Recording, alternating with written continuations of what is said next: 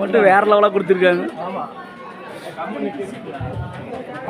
அப்படியே எல்லாரும் உட்காருங்க. எல்லாரும் யாக பொருள் கொடுத்தவங்க எல்லாம் வந்து அந்த அவங்க இடத்துல போய் அப்படியே அமைதியா உட்காருங்க. இப்பொழுது திரவியாக சொல்லக்கூடிய யாகங்கள் எல்லாம் துவங்கி நடைபெறுவது. அனைவரும் அமைதியாக உட்கார்ந்து இந்த 2ஆம் கால யாக பூஜைகள் எல்லாம் கொடுத்து ரசிக்குமாறு அவர்களுடன் கேட்டுக்கொள்கிறோம். அதே போல திரவியாக தொடர்ந்து வஸ்திர யாகம் என்று சொல்லக்கூடிய யாகம் இன்னொரு 1/2 மணி நேரம்